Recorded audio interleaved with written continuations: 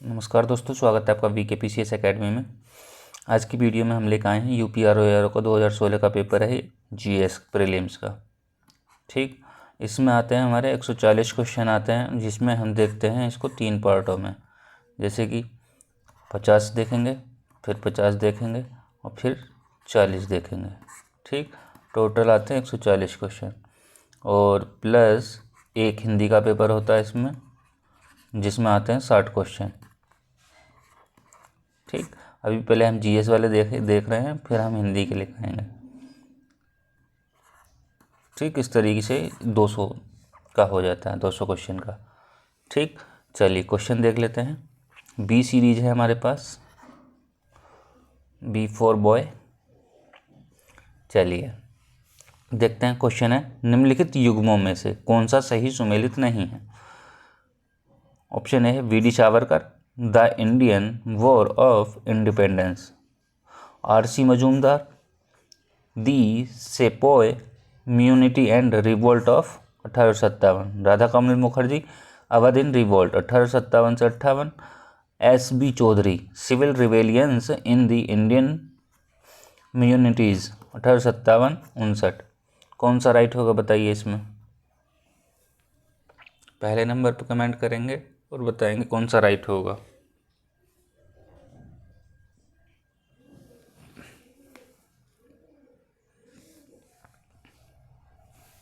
इसमें होगा आपका ऑप्शन C राइट। ठीक है, अवध इन रिवोल्ट जो है वो किसकी है, रुद्रांशु मुखर्जी की है। रुद्रांशु मुखर्जी की है ये पुस्तक। ठीक, VD सावरकर की जो है वो the Indian war of independence, Majumdar की जो है वो the sepoy immunity and revolt of 1857, और अवध इन रिवोल्ट जो हो गई है वो किसकी है, ये रुद्रांशु मुखर्जी की है। ठीक, इसमें पूछा है नहीं है, सुमेलित नहीं है। ठीक, और इनकी जो चौधरी की जो है वो है सिविल रिवेलियंस इन दी इंडियन म्यूनिटी 1857 से 59। ठीक है,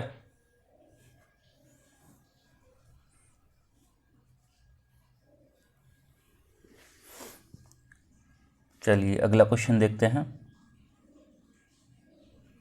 क्वेश्चन है, ब्रिटिश भारत के निम्नलिखित प्रांतों पर विचार करना है। उन प्रांतों को पहचानिए जहां 1937 में भारतीय राष्ट्रीय कांग्रेस का मंत्रिमंडल क्या नहीं बना। मध्य प्रांत, उड़िया यानी कि उड़ीसा, जो कि अब ओडिशा हो गया, ओडिशा। ठीक, बंगाल और पंजाब। बताइए कहाँ कहाँ नहीं बना है। आपके पास ऑप्शन है 1 और 2, 3 और 4, 2 और 3 और 1 और 4।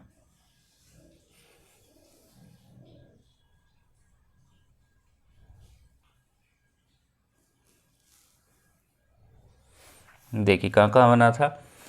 बात करें पहले मद्रास की, मद्रास में बना था, फिर मुंबई में बना, मुंबई के बाद तीसरा यदि देखा जाए तो उत्तर प्रदेश में बना, यूपी में बना, चौथा देखें तो बिहार में। ठीक, फिर देखें पांचवा तो मध्य प्रदेश में यानी कि मध्य प्रांत में। देखिए एक तो ये आ गया। ठीक, छठा देखें तो ये आपका उड़ीसा आ जाएगा, ओडिशा। ठीक, सातवां देखें तो असम आ जाएगा। तो बंगाल और पंजाब नहीं है। ठीक, जहां नहीं बना तो कौन सा राइट हो जाएगा इसमें। यहाँ 2 में तो बना है, तो ऑप्शन B राइट होगा आपका, 3 और 4।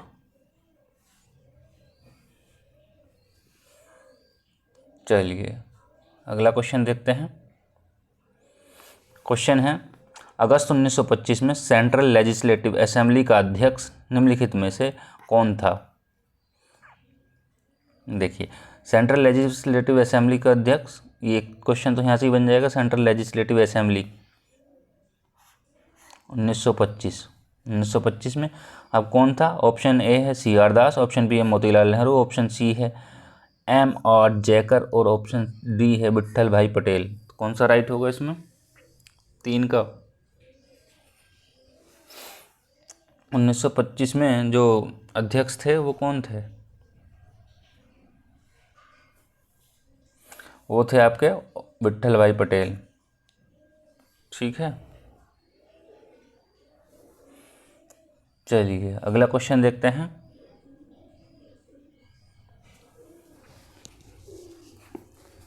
देखिए इसकी शुरुआत कब हुई थी?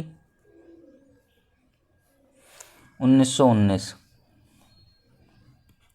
शुरुआत हुई है 1919। और यदि बात करें भारत सरकार अधिनियम 1919 के तहत गठन हुआ है 1920 में। गठन हुआ कब था? 1920 में गठन हुआ है और 1921 में ये प्रभाव में आई थी। ठीक, 1921 में प्रभाव में आई थी। किस लिए? इसका उद्देश्य क्या क्या था? देखिए संवैधानिक सुधारों को लागू करना। संवैधानिक सुधार को लागू करना। ठीक, प्रशासनिक साझेदारी को बढ़ाना। प्रशासनिक साझेदारी। ठीक, प्रशासनिक साझेदारी को बढ़ाना। सीमित विधान निर्माण की अनुमति देना। सीमित विधान निर्माण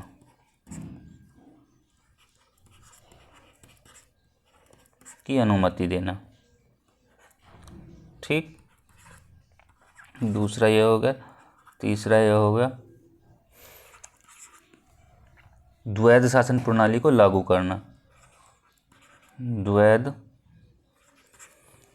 शासन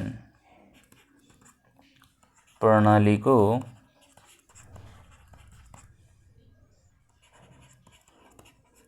लागू करना। ठीक,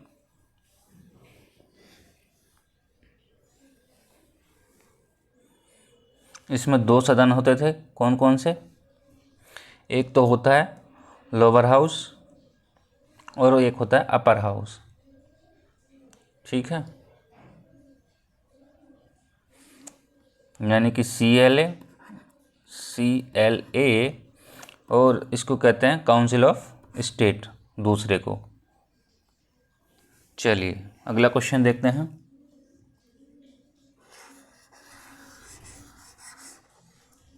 क्वेश्चन है निम्नलिखित में से किसने पॉलिटिक्स इन इंडिया पुस्तक लिखी है?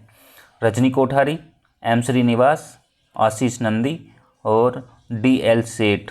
बताइए कौन सा राइट होगा इसमें? 4 नंबर कमेंट करेंगे।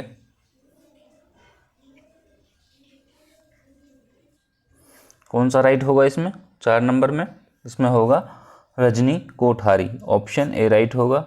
ठीक, ये एक राजनीतिज्ञ थे। पॉलिटिक्स इन इंडिया पुस्तक जो लिखी है रजनी कोठारी ने लिखी है। ठीक, चलिए अगला क्वेश्चन देख लेते हैं। क्वेश्चन है निम्नलिखित संस्थाओं पर विचार करना है। संस्था दी हुई है बंग Bhasha Prakashika Sabha, land holder society, Bengal British India society, Indian league. आपके पास स्थापना वर्ष के अनुसार इनको कालानुक्रम में लगाना है। बताइए कौन सा राइट होगा इसमें? 1 2 3 4, 1 3 2 4, 2 1 3 4 और 2 3 4 1। कौन सा राइट होगा इसमें?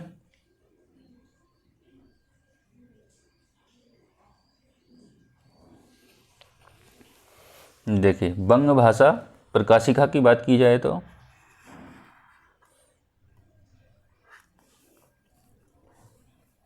कब बनी थी? ये बनी थी आपकी 1836 को बनी थी। ठीक, इसके जो अध्यक्ष थे वो कौन थे? राधाकांत देव। ठीक, इसका अध्यक्ष राधाकांत देव थे। ठीक है, और लैंड होल्डर सोसाइटी कब बनी थी? लैंड होल्डर सोसाइटी बनी थी आपकी 1820 में। 1820 को बनी थी। यदि इसके उद्देश्य की बात की जाए तो इसका उद्देश्य क्या था लैंड होल्डर सोसाइटी का? जो भूमि मालिक होते हैं, भूमि मालिकों के हितों की रक्षा करना था। भूमि मालिकों के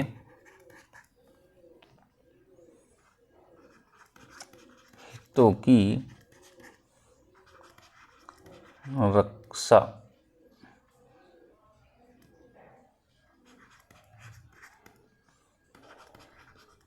रक्षा करना था। ठीक। जमींदारी व्यवस्था को संरक्षण देना था। जमींदारी व्यवस्था को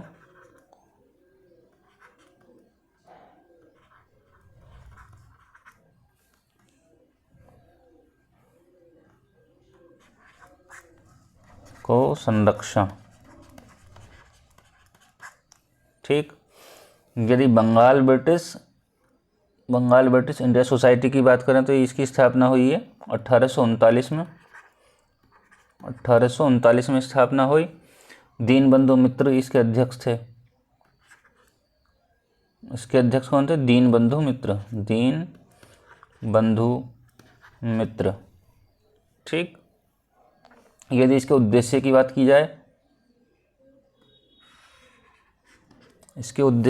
की जाए, तो ब्रिटिश शासन के प्रति समर्थन।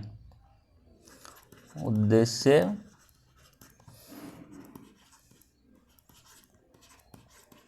ब्रिटिश शासन के प्रति समर्थन। सेकंड है इसका ब्रिटिश नीतियों का प्रचार करना था। ब्रिटिश नीतियों का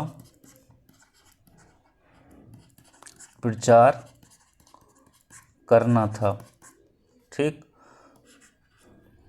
यदि बात करें ब्रिटिश शासन के समर्थन में एकता लाना था। ब्रिटिश शासन के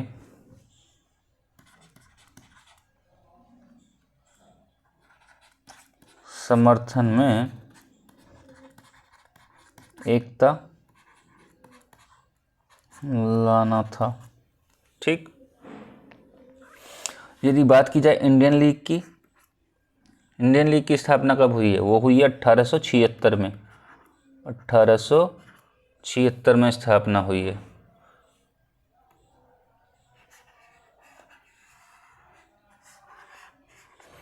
यदि इसके उद्देश्य की बात की जाए तो ये भारतीयों के अधिकारों की रक्षा। इसका उद्देश्य भारतीयों के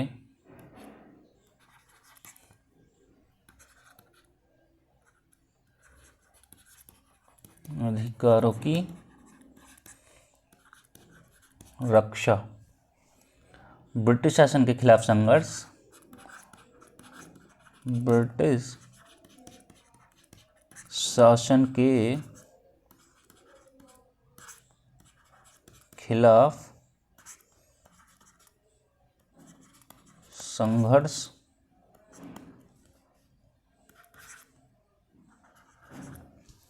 ठीक है। भारतीय समाज में सुधार। तीसरा समाज में सुधार।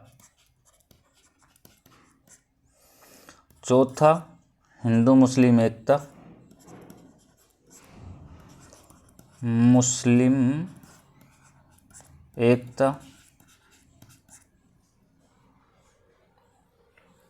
ठीक है। अब देखिए पहले पे कौन है?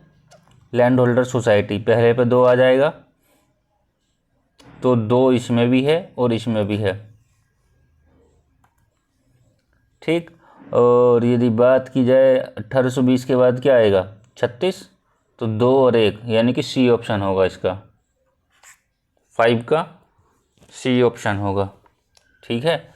चलिए अगला क्वेश्चन देखते हैं।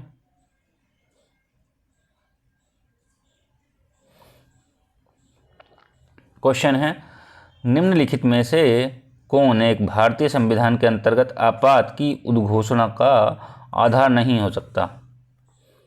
बताइए। ऑप्शन ए है युद्ध, ऑप्शन बी है बाह्य आक्रमण, ऑप्शन सी है सशस्त्र विद्रोह, ऑप्शन डी है आंतरिक अशांति।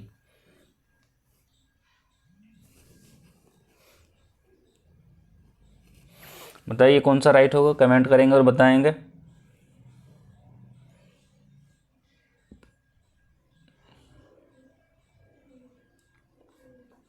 आपात की जो उद्घोषणा हो, देखिए युद्ध, बाह्य आक्रमण और सशस्त्र विद्रोह के आधार पर ही होता है।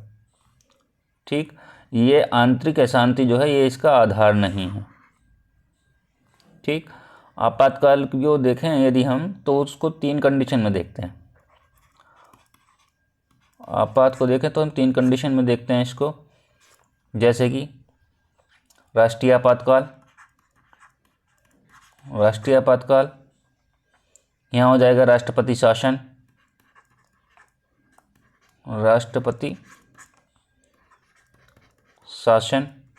और यदि तीसरे को देखा जाए तो वो हो जाएगा वित्तीय आपातकाल।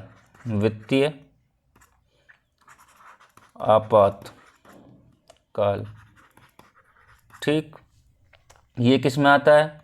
352 में, राष्ट्रीय आपातकाल 352 में, राष्ट्रपति शासन 356 में आता है,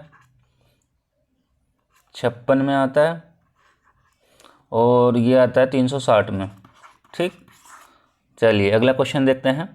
क्वेश्चन है, भारतीय संविधान के प्राधिकृत हिंदी पाठ को निम्नलिखित संविधान संशोधनों में से किसके द्वारा प्रकाशित करने के लिए अधिकृत किया गया? 57 में, 58 में, 59 या 60वें संशोधन के द्वारा? बताइए कौन सा राइट होगा इसमें। 57 जो हुआ 1987 में, 58 हुआ 1987 में, 57, 58 जो हैं 87 में हुए हैं, और 59 और 60 जो हुए हैं 88 में हुए हैं। बताइए कौन सा राइट होगा इसमें।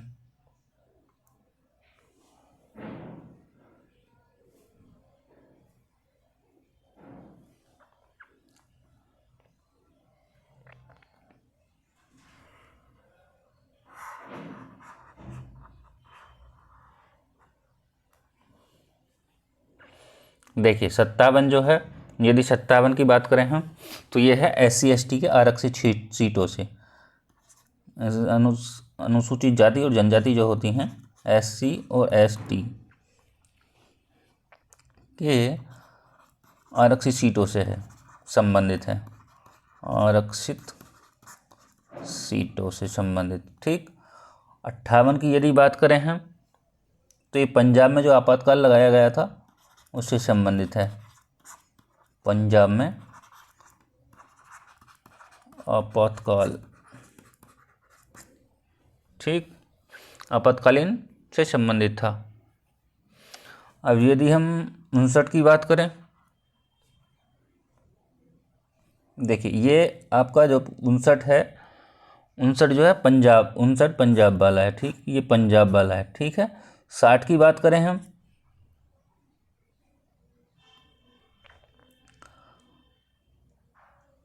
देखिए ये जो है आपका 58, इसमें ऑप्शन बी राइट होगा, हिंदी पाठ के लिए है ये। ठीक, और ये 59 जो है ये पंजाब में आपातकाल से संबंधित है। 60 की बात करेंगे हम, तो ये मतदान से संबंधित है, VA की सीमा बढ़ाने से, VA की सीमा को बढ़ाने से संबंधित है, मतदान से संबंधित, और VA की सीमा को बढ़ाने से संबंधित था। ठीक, चलिए ये हिंदी पार्ट से हो गया 57, ये 57 जो है आपका SC ST से हो गया, 58 जो है हिंदी पार्ट से हो गया, और 59 जो है आपका पंजाब में आपातकाल से, और 60 जो है मतदान से संबंधित या VA की सीमा बढ़ाने से संबंधित था। ठीक, चलिए अगला क्वेश्चन देखते हैं। क्वेश्चन है, निम्नलिखित में से कौन भारतीय संविधान के अंतर्गत सही सुमेलित नहीं है? पंचायत भाग 9, नगर पालिकाएँ भाग 9 के, सहकारी समितियाँ 9 है, और बात करें अधिकरण की भाग 10। बताइए कौन सा राइट होगा इसमें। ये ध्यान रखना, नहीं है बताना, सुमेलित नहीं है। कौन सा राइट होगा इसमें?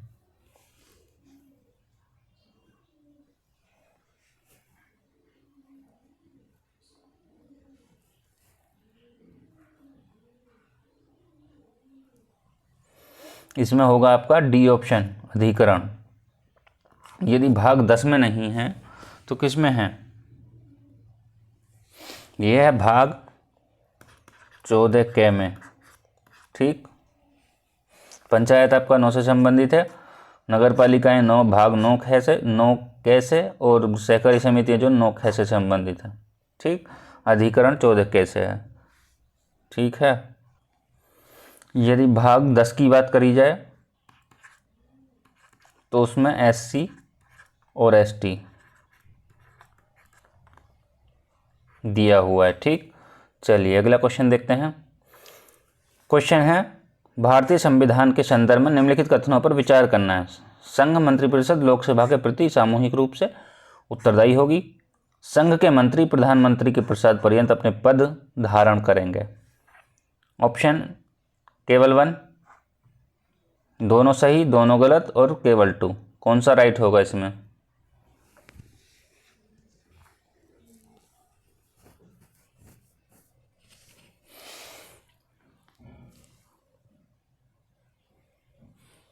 नौ नंबर पर कमेंट करेंगे और बताएंगे कौन सा राइट होगा।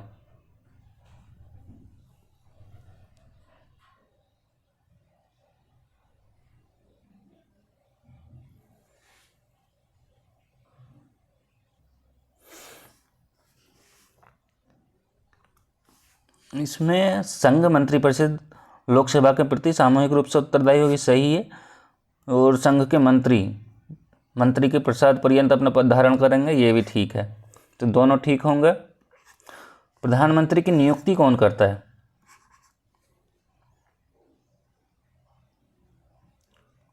किसके द्वारा नियुक्त होता है?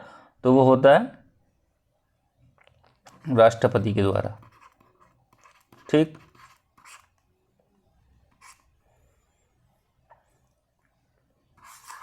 मंत्रियों का बंटवारा, मंत्रालय का बंटवारा किसके कहने पर का होता है, वो आपको बताना है।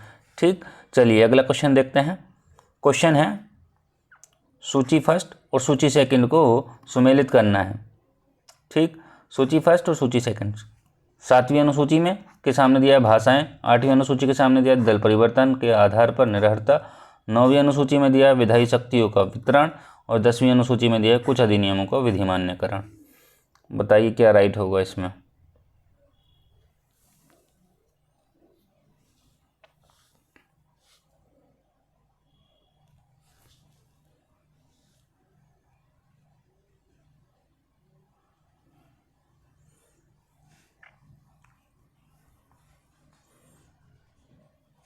आपके ऑप्शन हैं ये 3 1 2 4, 2 3 4 1 और 3 1 4 2 और 4 2 1 3। बताइए कौन सा राइट होगा?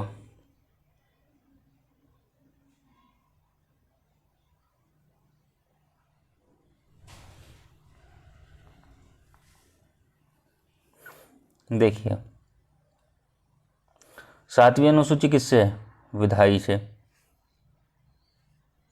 और यदि बात करें 8वीं अनुसूची की, वो किससे है? वो है आपके कुछ विधिमान्यकरण से। ठीक, 9वीं अनुसूची बात करें किससे? वो है भाषा से। और 10वीं अनुसूची की बात करें वो किससे है? दल परिवर्तन से। देखते हैं, ए का 3 बी का 4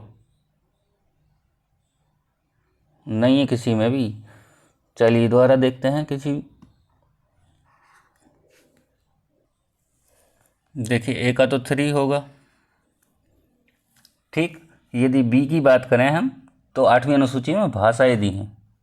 ठीक, यदि बात करें 9वीं अनुसूची की तो वो है कुछ नियम, कुछ अधिनियम और विधिमान्यकरण, और 10वीं अनुसूची में दल परिवर्तन।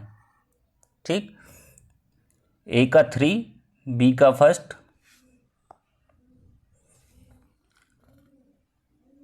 ए का 3, बी का फर्स्ट, सी का 4, सी का 4 नहीं है यहाँ पे, ए और किसमें 3, 3, 1, 4, ऑप्शन सी राइट हो जाएगा। ठीक है,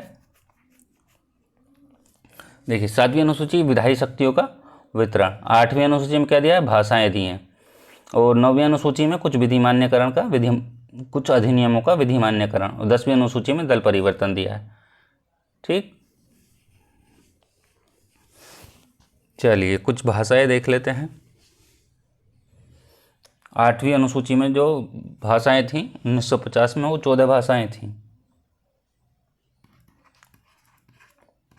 कितनी थीं, 14 भाषाएं थीं। ठीक, लेकिन वर्तमान में बात करें तो 22 हैं। ठीक है,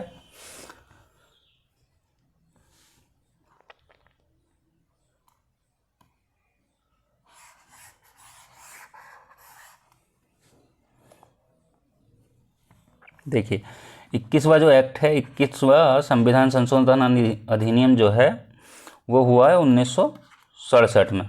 इसके द्वारा कौन सी भाषा जोड़ी गई थी, इसके द्वारा जोड़ी गई थी सिंधी भाषा। ठीक, यदि बात करें आपकी मणिपुरी, कोंकणी मणिपुरी और नेपाली की, तो किस एक्ट द्वारा जोड़ी गई हैं, वो जोड़ी गई हैं 71वें संविधान संशोधन अधिनियम 1992 के द्वारा। ठीक, कौन सी, कोंकणी, मणिपुरी, नेपाली।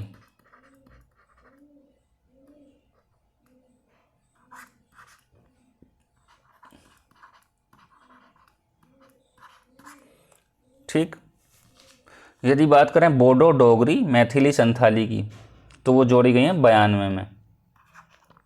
92 संविधान संशोधन जो अधिनियम है वो हुआ है आपका 2003 में। ठीक, कौन कौन सी जोड़ी गई हैं इसके तहत, इसके तहत जोड़ी गई हैं बोडो, डोगरी, मैथिली, संथाली।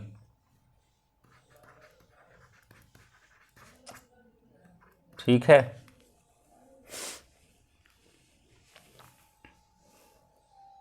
यदि 22 भाषाओं की बात की जाए तो कौन कौन सी होंगी, देखिए ये हो, एक तो होगी असम, असमिया, असमिया होगी, बंगाली होगी, गुजराती होगी, हिंदी होगी, कन्नड़ होगी, कश्मीरी होगी, कोंकणी होगी, तमिल होगी, तेलुगु होगी, उर्दू होगी, सिंधी होगी, बोडो, डोगरी, मैथिली और संथाली। ठीक, चलिए अगला क्वेश्चन देखते हैं। क्वेश्चन है, निम्नलिखित में से किस भारतीय पंचवर्षीय योजना ने सभी विकासात्मक प्रयासों के सार के रूप में मानव विकास को मान्यता दी? 7वीं पंचवर्षीय योजना, 8वीं पंचवर्षीय योजना, 6ठी पंचवर्षीय योजना और 5वीं पंचवर्षीय योजना। बताइए कौन सा राइट होगा इसमें।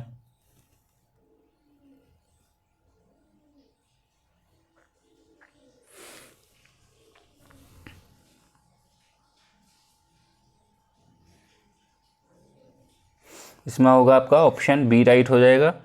ठीक है, कब से कब तक था इसका कार्यकाल, इसका था 1992 से लेकर 97 तक था, 92 से 1997 तक था। ठीक, विकास का अंतिम उद्देश्य विकास माना था, विकास का जो अंतिम उद्देश्य मानव विकास को माना। ठीक, उद्देश्य क्या था इसका, उद्देश्य था गरीबी उन्मूलन और रोजगार सृजन, गरीबी उन्मूलन एंड रोजगार सृजन, रोजगार सृजन। ठीक, बात करें अगले की, तो शिक्षा और स्वास्थ्य सेवाओं में सुधार, शिक्षा और स्वास्थ्य सेवाओं में सुधार। यदि बात करी जाए सातवीं पंचवर्षीय योजना की, सातवीं पंचवर्षीय योजना कब आई थी? 1985 से 90 में। ठीक है, राजीव गांधी सरकार में आई थी, उनके कार्यकाल में।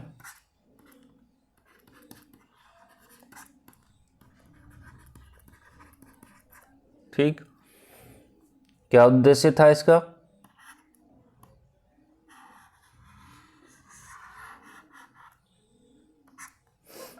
उद्देश्य देखें तो क्या था? उत्पादकता में वृद्धि, उत्पादकता में क्या है? वृद्धि, स्वनिर्भरता को बढ़ावा, स्वयं निर्भरता को बढ़ावा,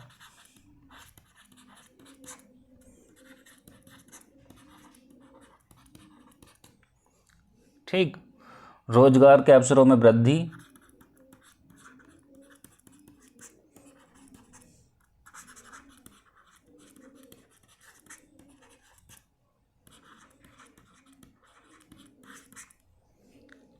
ठीक है। यदि बात करें छठी की, तो छठी कब आई थी? यह आई थी 1980 से 85 में। 1980 से 85 में आई थी, इंदिरा गांधी सरकार में।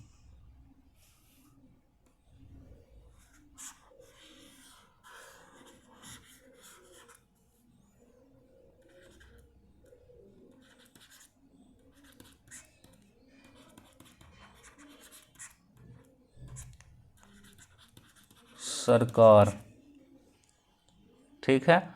उद्देश्य क्या था इसका? उद्देश्य गरीबी उन्मूलन, रोजगार सृजन और आर्थिक वृद्धि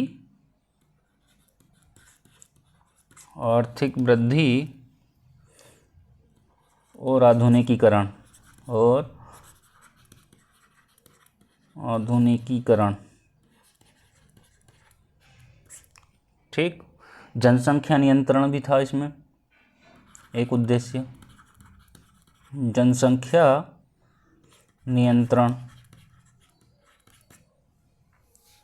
ठीक है। पांचवी पंचवर्षीय योजना कब आई थी? यदि देखा जाए तो पांचवी पंचवर्षीय योजना आई थी 1974 से 79 के बीच। ठीक, इंदिरा गांधी सरकार में। यदि पांचवी पंचवर्षीय योजना के उद्देश्य की बात की जाए तो आर्थिक आत्मनिर्भरता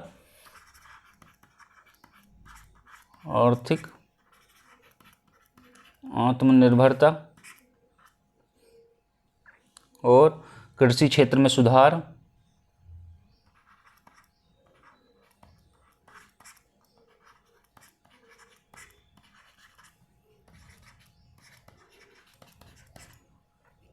आर्थिक विकास में संतुलन, आर्थिक विकास में संतुलन। ठीक, चलिए अगला क्वेश्चन देख लेते हैं।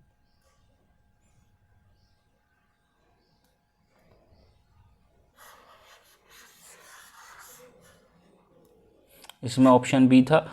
चलिए अगला क्वेश्चन देखते हैं। क्वेश्चन है, जीएसटी परिषद की अध्यक्षता संघीय वित्त मंत्री करते हैं। केंद्र के राजस्व और वित्त के प्रभारी राज्य मंत्री इसके एक सदस्य हैं। जीएसटी सेकंड है, जीएसटी परिषद कर दर से छूट वाली वस्तुओं के बारे में निर्णय करेगी। नई कर नीति की देहली निर्धारण भी करेगी। और थर्ड है, राज्य सरकार के पास वैट उगाही का विकल्प होगा यदि वह ऐसा चाहे। आपके पास ऑप्शन है केवल 1, केवल 2, 2 और 3, 1 और 2। बताइए कौन सा राइट होगा।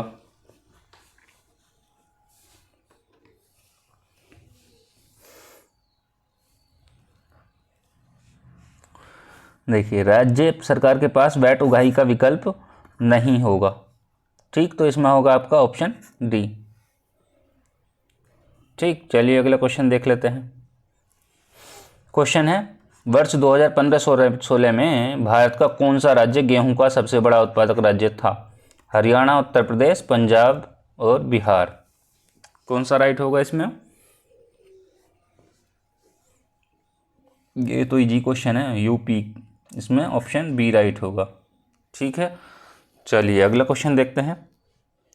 स्वर्ण जयंती ग्राम रोजगार स्वरोजगार योजना 1997, स्वर्ण जयंती शहरी रोजगार योजना 1989, जवाहर रोजगार योजना 1999 और राष्ट्रीय ग्रामीण स्वास्थ्य मिशन 2005। बताइए, मिलान करना है इसको। इसके ऑप्शन दिए इधर, ये है 1 2 3 4, 2 1 3 4, 3 1 2 4, 4 3 2 1। बताइए कौन सा राइट होगा, देख लीजिए क्वेश्चन को।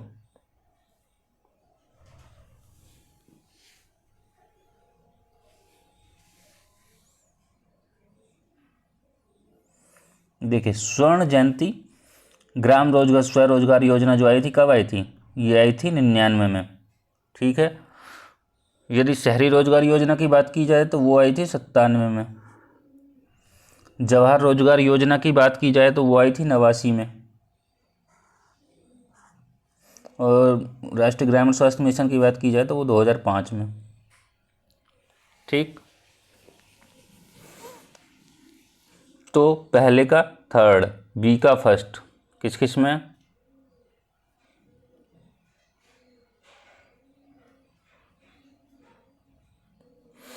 पहले का थर्ड, बी का फर्स्ट, एक में मिल रहा है हमको, ऑप्शन सी राइट होगा।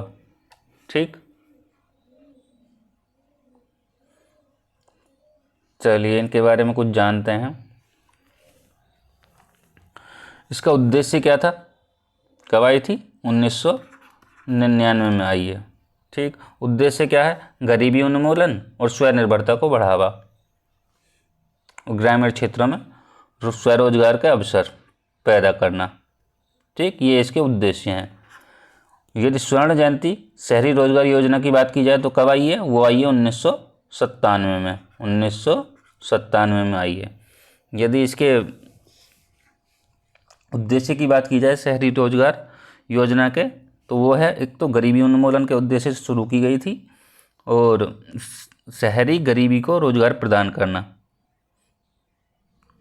और सेल्फ हेल्प ग्रुप को बढ़ावा देना, यानी कि सेल्फ हेल्प ग्रुप को बढ़ावा देना। ठीक, जवाहर रोजगार योजना की बात की जाए तो कब आई है?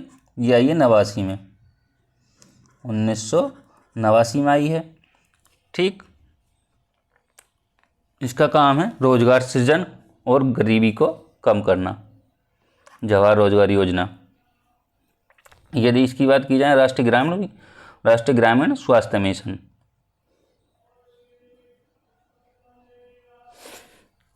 तो इसका काम क्या है? स्वास्थ्य सुविधाओं में सुधार, बेहतर प्रबंधन और स्वास्थ्य जागरूकता और शिक्षा। ठीक, ये इसके उद्देश्य है। चलिए अगला क्वेश्चन देख लेते हैं, 2005 में आई थी ये। क्वेश्चन है, निम्नलिखित में से लोक संस्कृति को स्पष्ट करता है। ऑप्शन ए है अधिक सभ्य लोगों की संस्कृति परिपाठी, नगरीय लोगों की सांस्कृतिक परिपाठी, सामान्य लोगों की सांस्कृतिक परिपाठी, ऑप्शन डी आधुनिक समाज के लोगों की सांस्कृतिक परिपाठी। बताइए क्या राइट होगा इनमें।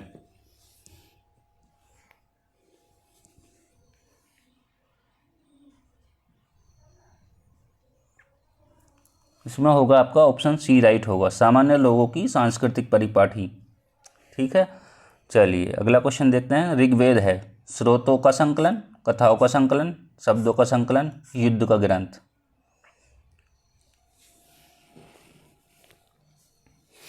बताइए कौन सा राइट होगा।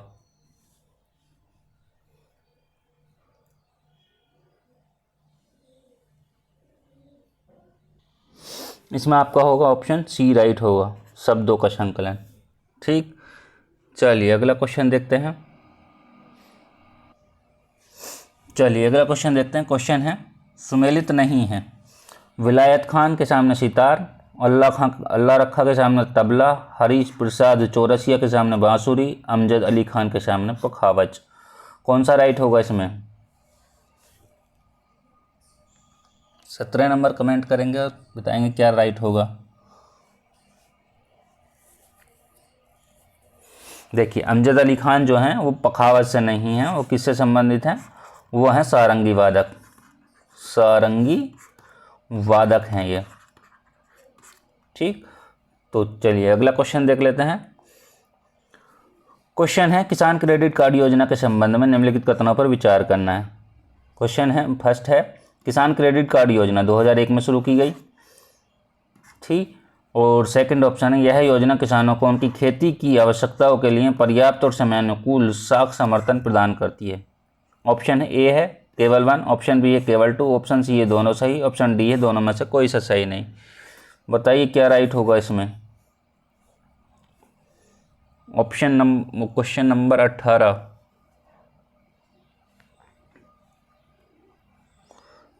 देखिए ये जो हुई है 1998 में शुरू हुई है। ठीक, 98-99, तो ये ऑप्शन तो हमारा वैसे ही गलत हो गया। सेकंड, यह योजना किसानों को उनकी खेती की आवश्यकताओं के लिए पर्याप्त और समयानुकूल साख प्रदान करती है, ये होगा सेकंड राइट, तो ऑप्शन बी राइट हो जाएगा। चलिए अगला क्वेश्चन देखते हैं। क्वेश्चन क्या है, क्वेश्चन है भारत में फसलों की बुआई के अंतर्गत शुद्ध क्षेत्रफल है लगभग कितना है, 12 crore hectare, 16 crore hectare, 14 crore hectare, 17 crore hectare. बताइए कौन सा राइट होगा इसमें। 19 नंबर पे कमेंट करेंगे और बताएंगे क्या राइट होगा। इसमें होगा आपका option C right, 14 crore hectare. ठीक, चलिए अगला क्वेश्चन देखते हैं। निम्नलिखित में से किस कण का व्यास 0.002 मिमी से कम है। ऑप्शन ए मृतिका, बी है गाद, सी है महीन बालू, ऑप्शन डी है उपयुक्त में से कोई नहीं। बताइए कौन सा राइट होगा।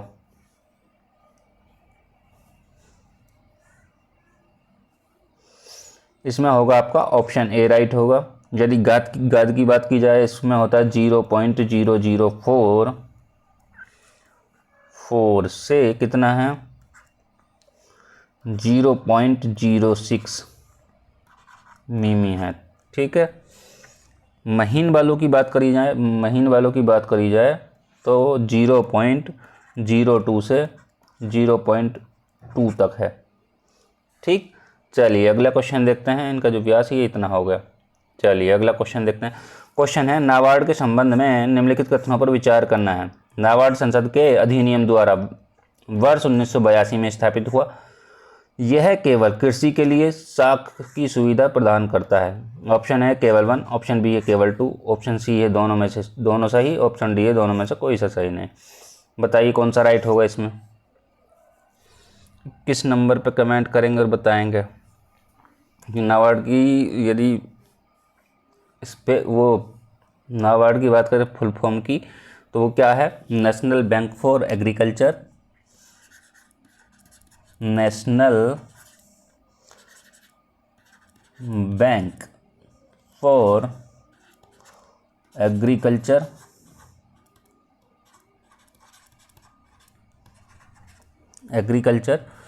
And rural development. ठीक, इसकी जो स्थापना हुई है वो हुई है 12 जुलाई 1982 को। 12 जुलाई भी देख लेंगे। ठीक, तो ऑप्शन पहला तो राइट हो गया।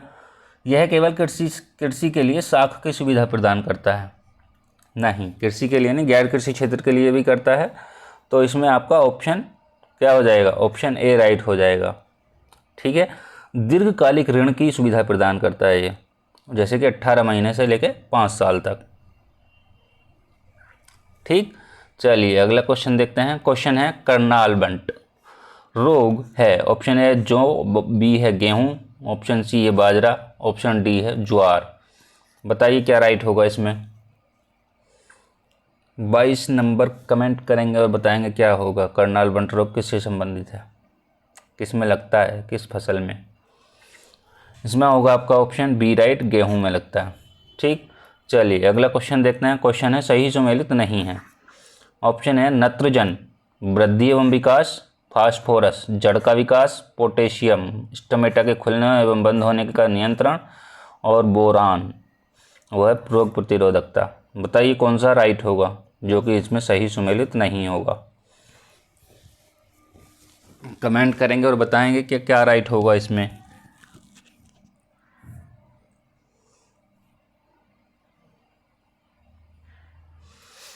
तेईस में होगा आपका ऑप्शन डी राइट होगा, बोरॉन। रोग प्रतिरोधकता से नहीं है, तब किससे है?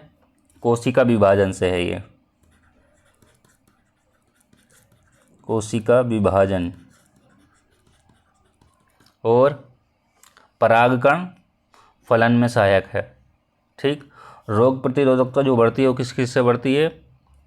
वो बढ़ती है पोटेशियम और जिंक का योगदान होता है उसमें। ठीक है, चलिए अगला क्वेश्चन देखते हैं। क्वेश्चन है उपभोक्ता सहकारी भंडार स्थापित किए जाते हैं सदस्यों द्वारा, सहकारी समितियों के निबंधक द्वारा, केंद्र सरकार द्वारा, राज्य सरकार द्वारा। बताइए कौन सा राइट होगा इसमें। 24 में कमेंट करेंगे और बताएंगे। उपभोक्ता सहकारी भंडार जो स्थापित किए जाते हैं किसके द्वारा किए जाते हैं? सदस्यों के द्वारा। ऑप्शन ए राइट होगा। ठीक, चलिए अगला क्वेश्चन देखते हैं। क्वेश्चन है सेबी अधिनियम कब पारित हुआ? 56 में, 62 में, 92 में या 2013 में? बताइए कौन सा राइट होगा इसमें। 25 नंबर ये हुआ था आपका अधिनियम जो पारित हुआ, वो हुआ था 1992 में। ठीक, चलिए अगला क्वेश्चन देख लेते हैं। क्वेश्चन है, एक सूची दी है, सूची फर्स्ट, सूची सेकंड। कैपिटल गेन टैक्स के सामने दिया आय, सेंट्रल एक्साइज ड्यूटी के सामने दिया फैक्ट्री निर्मित वस्तुएं, कस्टम ड्यूटी के सामने दिया आयात, कॉर्पोरेट टैक्स के सामने दिया संपत्ति विक्रय।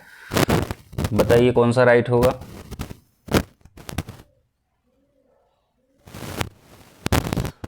यदि कैपिटल गेन टैक्स की बात करें तो हम जाएंगे संपत्ति विक्रय से। एक्साइज ड्यूटी की बात करें तो किससे जाएंगे हम? फैक्ट्री निर्मित वस्तुओं से। यदि कस्टम ड्यूटी की बात करें तो वो जाएंगे आयात से। कॉर्पोरेट टैक्स की बात करें तो किससे जाएंगे? आय से। तो डी का फर्स्ट हम देखेंगे किसमें है? एक में ही है। ऑप्शन ए राइट हो जाएगा। ठीक, ए का 4 है और बी का 2 और सी का 3। ठीक, चलिए अगला क्वेश्चन देखते हैं।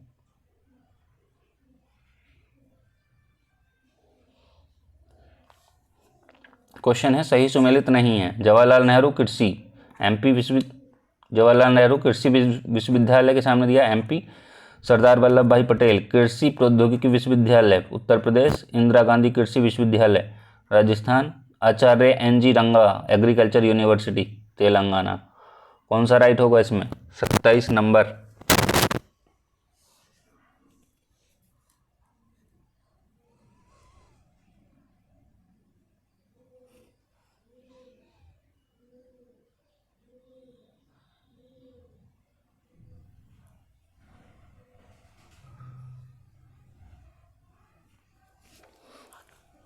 इसमें होगा आपका ऑप्शन सी राइट होगा। ठीक, कहाँ है ये? छत्तीसगढ़ में है। छत्तीसगढ़, ना कि राजस्थान में। ठीक, ये ध्यान रखेंगे। ये कब कब बने थे? जवाहरलाल नेहरू कृषि विश्वविद्यालय कब बना था? ये बना था आपका 1964 में बना था। 1964 में बना। सरदार वल्लभ भाई पटेल ये कब बना था? ये बना था आपका 2002 में। उत्तर प्रदेश के किस जिले में है? ये है मेरठ जिले में।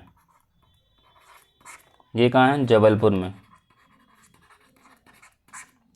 ठीक, इंदिरा गांधी की बात करें तो ये बना है 1987 में। 1987 में बना है। कहाँ? रायपुर में। ठीक, आचार्य एनजी रंगा एग्रीकल्चर ये बना है आपका 1964 में। ठीक, चलिए अगला क्वेश्चन देखते हैं। क्वेश्चन है सूक्ष्म लघु और मध्यम उद्यम विकास अधिनियम MSMED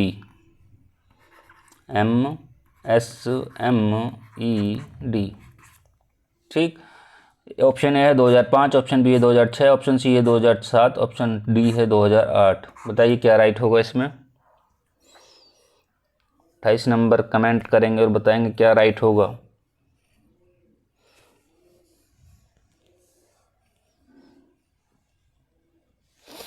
इसमें होगा आपका ऑप्शन बी 2006 होगा। ठीक, इसका काम क्या है? इसका काम है संवर्धन और विकास को सरल और सुविधाजनक बनाना। ठीक, और इसको प्रतिस्पर्धा को बढ़ाना, इसकी प्रतिस्पर्धा को बढ़ाना।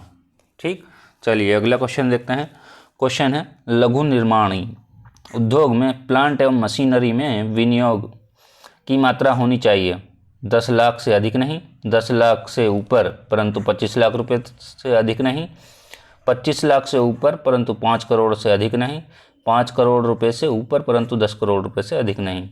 कौन सा राइट होगा इसमें?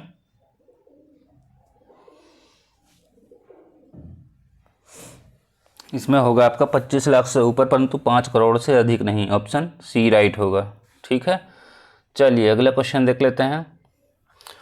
क्वेश्चन है 2011 की जनगणना के आधार पर यूपी के संदर्भ में पूछ रहा है, आंकड़ा सुमेलित नहीं।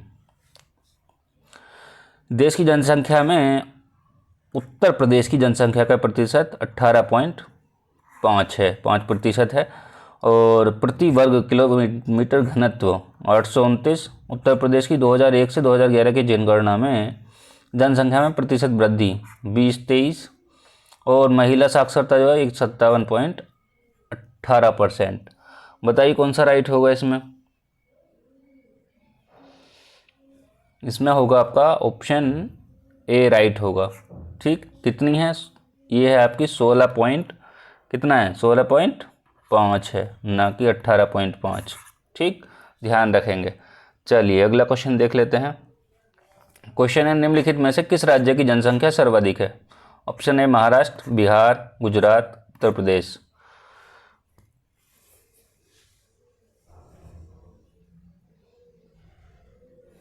कौन सा राइट होगा इसमें?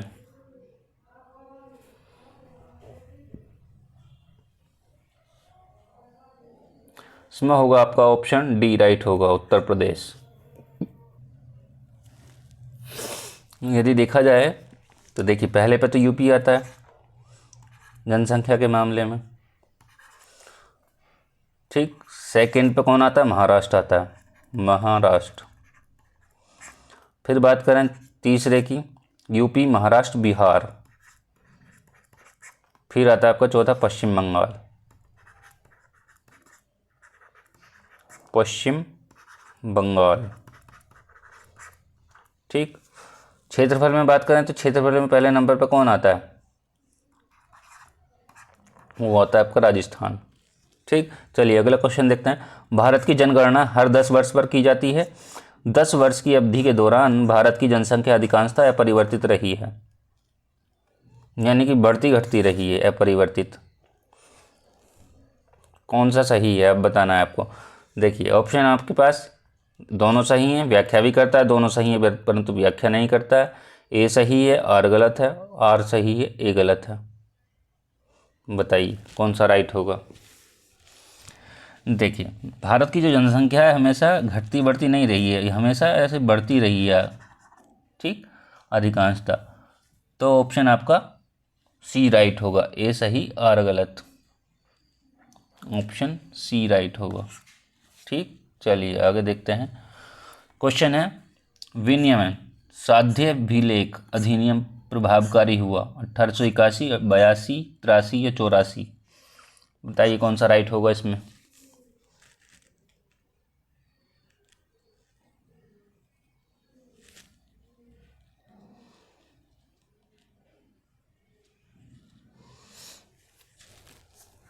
देखिए क्या है, विनिमय साध्य अभिलेख अधिनियम। ये क्या है? ये एक दस्तावेज है, हस्तांतरणीय दस्तावेज है ये।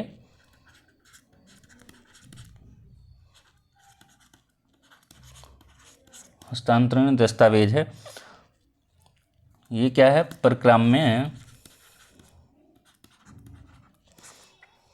लिखित अधिनियम भी कहते हैं इसको, प्रक्राम्य लिखित अधिनियम भी कहते हैं।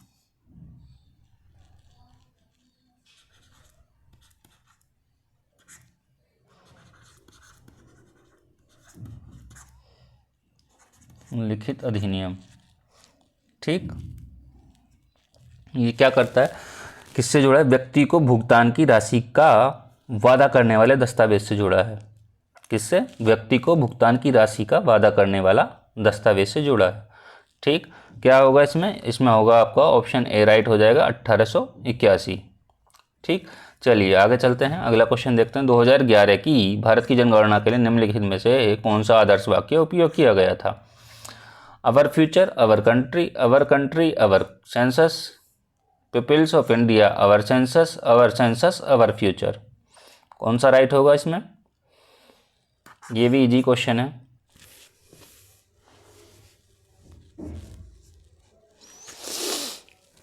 इसमें होगा आपका अवर सेंसस, अवर फ्यूचर। ठीक, चलिए अगला क्वेश्चन देखते हैं। निम्नलिखित में से कौन सा अभ्यारण्य सही सुमेलित नहीं है। ऑप्शन ए समसपुर, समसपुर पक्षी विहार रायबरेली, नवाबगंज इलाहाबाद, बखीरा संत कबीर नगर और संडी हरदोई। बताइए कौन सा राइट होगा। ये सब कहाँ है, ये यूपी में ही है सब।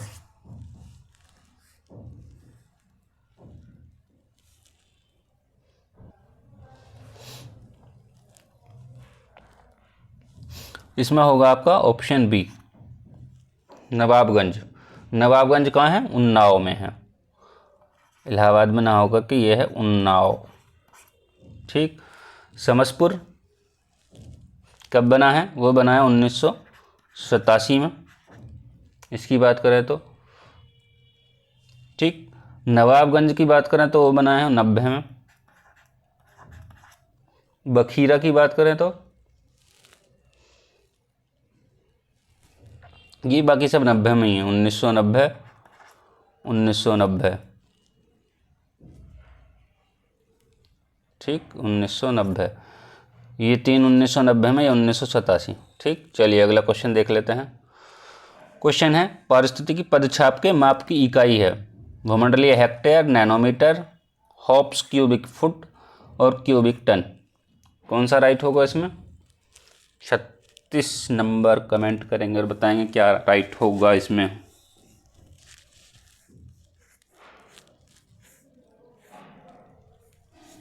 देखिए आपको पता होना चाहिए कि ये पारिस्थितिकी पदछाप होता क्या है। जैसे कि किसी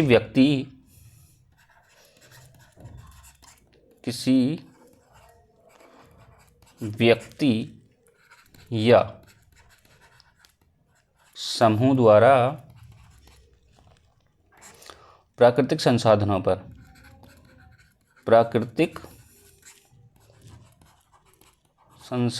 पर कितना दाब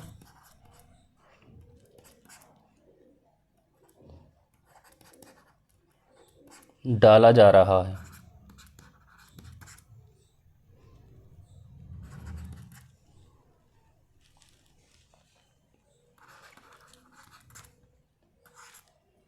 ठीक, इसको हम क्या कहते हैं, इसको हम कहते हैं पारिस्थितिकीय पदछाप। इसमें होगा आपका ऑप्शन ए राइट हो जाएगा, भूमंडलीय हेक्टेयर की माप इकाई है। पारिस्थितिकीय पदछाप की माप जो इकाई है वो है भूमंडलीय हेक्टेयर। चलिए अगला क्वेश्चन देखते हैं। भारत में वन क्षेत्र को ह्रास भारत के जनांगीय संक्रमण से प्रत्यक्ष संबंधित रहा है। वन क्षेत्र एवं जनसंख्या वृद्धि में प्राय नकारात्मक संबंध होता है। आपके ऑप्शन वही हैं सेम, दोनों सही हैं व्याख्या करता है, दोनों सही हैं व्याख्या नहीं करता है। ए सही है, आर गलत है, ए गलत है, आर सही है। बताइए कौन सा राइट होगा इसमें।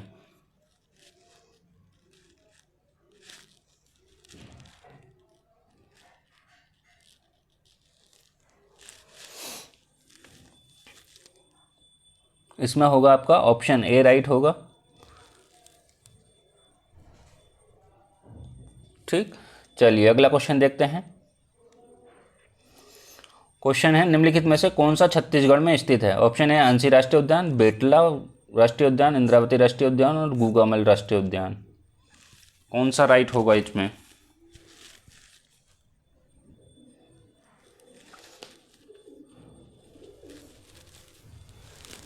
देखिए अंशी कब बना था, वो बना था 87 में।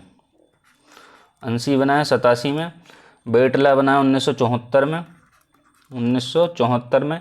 इंद्रावती की बात करें तो वो बना है 81 में, राष्ट्रीय उद्यान बना है। और यदि अभ्यारण्य की बात किया जाए तो अभ्यारण्य कब बना है? ये अभ्यारण्य बना 1983 में। अभ्यारण्य कब बना है? 1983 में। ठीक। गूगामल की बात करें तो वो बना 1974 में, 1974 में। अंशी कहाँ है? ये है आपका कर्नाटक में, अंशी कर्नाटक में। बेटला कहाँ है? बेटला आपका झारखंड में। इंद्रावती की बात करिए वो है छत्तीसगढ़ में, ऑप्शन सी राइट होगा हमारा। ठीक। और गूगामल कहाँ है? गूगामल है आपका महाराष्ट्र में, महाराष्ट्र। कह रहा है 2011 की जनगणना के अनुसार निम्नलिखित में से किसमें जनसंख्या घनत्व सबसे कम है? उत्तर प्रदेश, बिहार, पश्चिम बंगाल, केरल। कौन सा राइट होगा इसमें?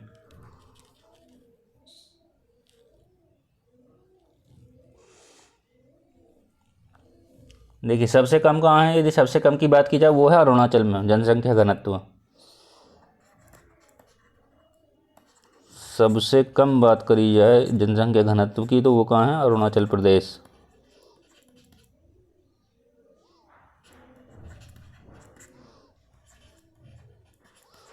और सर्वाधिक की बात की जाए तो कौन सा होगा?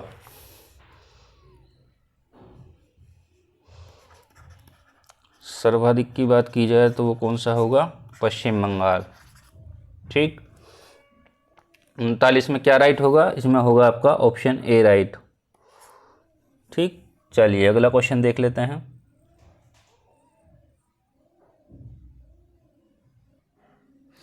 नहीं, क्वेश्चन है भीतर भीतर कनिका गरान के संदर्भ में निम्नलिखित कथनों पर विचार करना है। फर्स्ट है यह वंशधारा स्वर्ण रेखा नदियों के डेल्टा में स्थित है। और सेकंड है यह पश्चिम बंगाल में अवस्थित है। पहली बात वंशधारा और स्वर्ण रेखा नदी,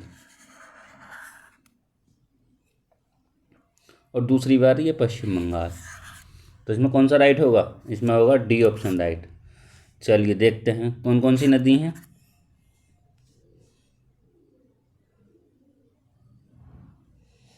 यहाँ है ब्रह्मणी और वैतारणी।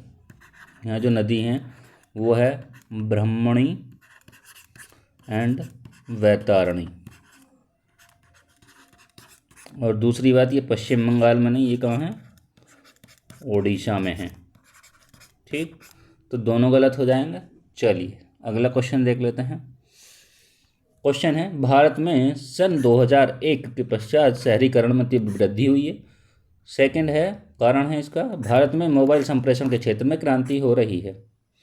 दोनों सही, व्याख्या सही करता है। दोनों सही है परंतु व्याख्या नहीं करता है। और ए सही है, आर गलत है, और ए गलत है, आर सही। बताइए कौन सा राइट होगा इसमें?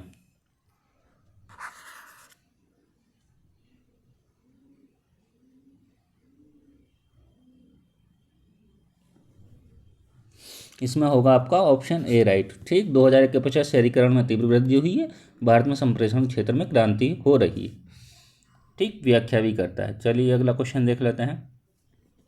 क्वेश्चन है निम्नलिखित राज्यों में 2011 की जनगणना के अनुसार नगरीकरण के आरोही नहीं अवरोही क्रम, जैसे कि हम पिछली वीडियो में बात कर चुके हैं, PYQ में यूपी वाले में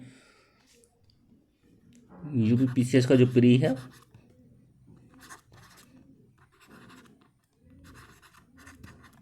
तो उसमें हम सारे PYQ देख चुके हैं। तो उसमें हमने आरोही अवरोही की दोनों की बात की थी। ठीक। क्या है? आरोही क्रम होता है 1 2 3 4, अवरोही क्रम क्या होता है 4 3 2 1, इस तरीके से। ठीक। तो हमको सबसे ज़्यादा कहाँ है वो देखना है पहले। बताइए कौन सा राइट होगा इसमें? केरल है, केरल दिया है, मिजोरम दिया है, गोवा दिया है, तमिलनाडु दिया है। बताइए कौन सा राइट होगा?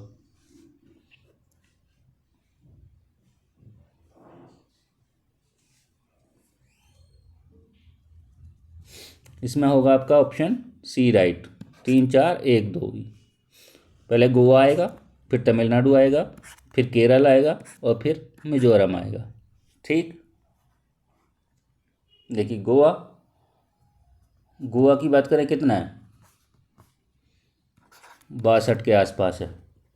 ठीक, तमिलनाडु की बात करें कितना है, यहाँ 48 के आसपास है ये। केरल की बात करें तो कितना आएगा, ये 47 के आसपास है। ठीक, मिजोरम की बात करें तो ये 45 है। ठीक, परसेंटेज में। चलिए अगला क्वेश्चन देख लेते हैं 43। एक तरफ जयमंडल आरक्षित क्षेत्र दिए हैं, एक तरफ राज्य दिए हैं। सिंपलीपाल के सामने दिया है हिमाचल प्रदेश, दिहांग दिबांग के सामने दिया है उत्तराखंड, नोकरेक के सामने मेघालय, नोकरेक के सामने क्या दिया है अरुणाचल प्रदेश, कोल्ड डेजर्ट के सामने क्या दिया है, डेजर्ट के सामने उड़ीसा और एक मेघालय। बताइए कौन सा राइट होगा इन चारों में। देखिए नोकरेक की तो हम पहले ही वो हो गया, तो मेघालय में है। दिहांग दिबांग की बात करें तो कहाँ है, अरुणाचल प्रदेश में हो गया। सिंपलीपाल की बात करें तो वो कहाँ है, वो उड़ीसा में हो गया। एक ही बचा कोल्ड डेजर्ट, या तो उत्तराखंड या हिमाचल, बताइए कौन सा होगा। देखिए ए का 4 हो गया, ए का 4 हो गया, बी का 3 हो गया। ए का 4 बी का 3 कहाँ है, हमारे पास एक में मिल रहा है। तो कोल्ड डेट ये यदि ऐसे कोल्ड डेजर्ट नहीं पता चल रहा है तो ऐसे लगा दीजिए उत्तराखंड से, उत्तराखंड नहीं हिमाचल से, सॉरी।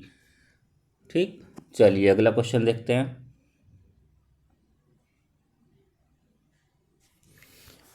क्वेश्चन है भारत की 2011 की जनगणना के अनुसार सर्वाधिक जनसंख्या निम्नलिखित नगरीय युग्मों में से किस में दर्शित हुई। कोलकाता दिल्ली, दिल्ली बेंगलुरु, मुंबई कोलकाता, मुंबई दिल्ली। बताइए कौन सा राइट होगा।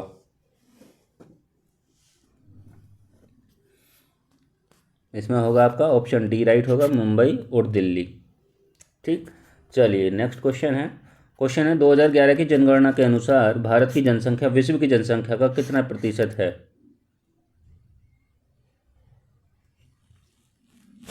1731, 1850, 1890, 1905, 1905।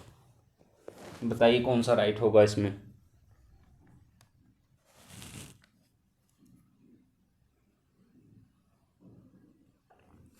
देखिए 1731 नहीं है, ये कितना है, 1731 नहीं है, तो ये है आपका 17.5, 17.5 है। तो ऑप्शन आपका ये होगा तब। ठीक, चलिए अगला क्वेश्चन देखते हैं। क्वेश्चन है यूनेस्को ने जुलाई 2016 में भारत के निम्नलिखित किस राष्ट्रीय उद्यान को विश्व धरोहर स्थल घोषित किया। काजीरंगा, कंचनजंगा या खांगचेंगजोंगा राष्ट्रीय उद्यान, कार्बोएट राष्ट्रीय उद्यान, फूलों की घाटी राष्ट्रीय उद्यान। बताइए कौन सा राइट होगा इसमें।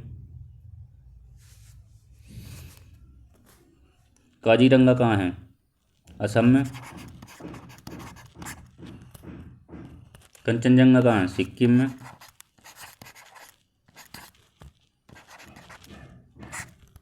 कार्बोएट कहाँ है, उत्तराखंड में। फूलों की घाटी आपको कमेंट करके बताना कि फूलों की घाटी कहाँ है। ठीक,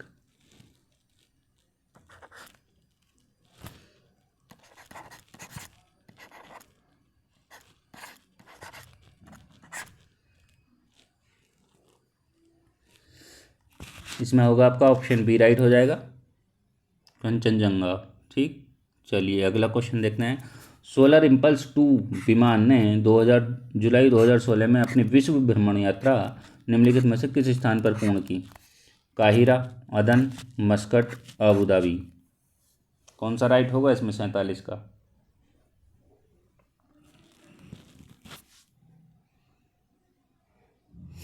यदि हम थोड़ी इसकी यूनेस्को की बात करें, यूनेस्को से क्वेश्चन बन सकता है, लेकिन ये 2016 का पूछा हुआ है, तो करंट सब पूछेगा वो 2025 का ही। ठीक, जो हाल फिलहाल का करंट है। ठीक है, करंट को क्लास आपके वो देखने को मिल जाएंगी,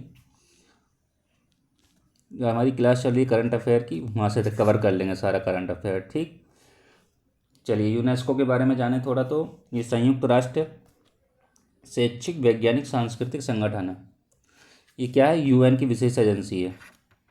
यूनाइटेड नेशन की विशेष एजेंसी है।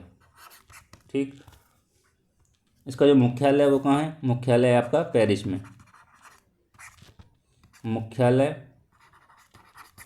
पेरिस में है। किसकी राजधानी है? फ्रांस की राजधानी है पेरिस। ठीक, काम क्या है इसका? शांति और सुरक्षा को बढ़ावा देना, या उद्देश्य बोलें शांति सुरक्षा को एंड सुरक्षा को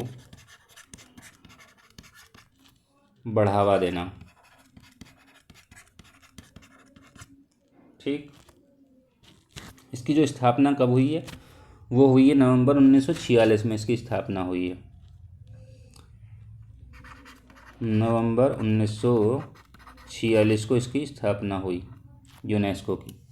ठीक, चलिए अगला क्वेश्चन देख लेते हैं। क्वेश्चन तो हमने पढ़ दिया था ये। अब इसमें होगा कौन सा राइट होगा? इसमें 47 का आपका होगा अबू धाबी राइट। ठीक, चलिए अगला क्वेश्चन देखते हैं। क्वेश्चन है, सितंबर 2016 में किस देश को मलेरिया मुक्त देश के रूप में विश्व स्वास्थ्य संगठन द्वारा घोषित किया गया? बांग्लादेश, श्रीलंका, नेपाल और भारत। कौन सा राइट होगा इसमें?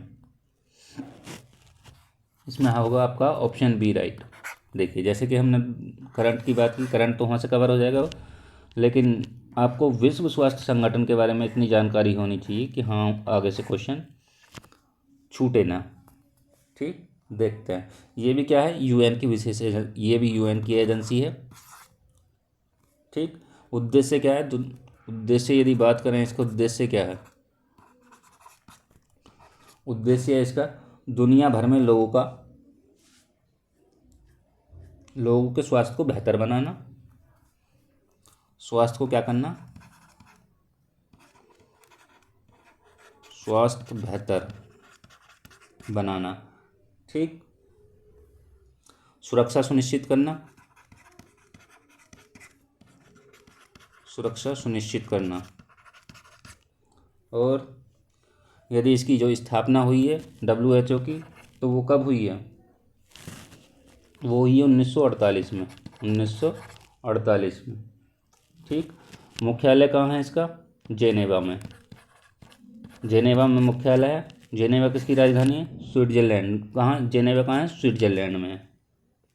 ठीक, भारत भी इसका सदस्य है WHO का।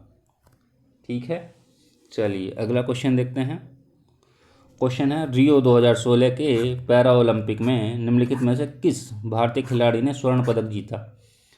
झांझरिया, परवेज रसूल, मरियप्पन थगावेलु और दीपा कर्माकर। कौन सा राइट होगा इसमें?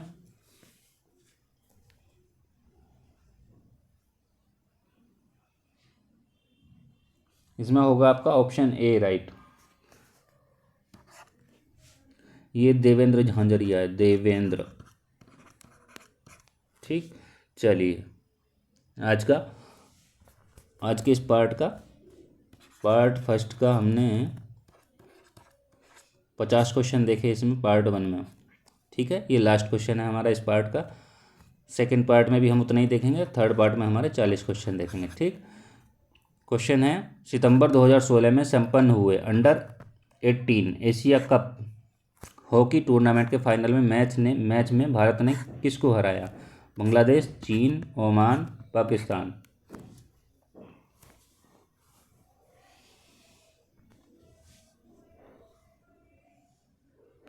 कौन सा राइट होगा? कमेंट करिए।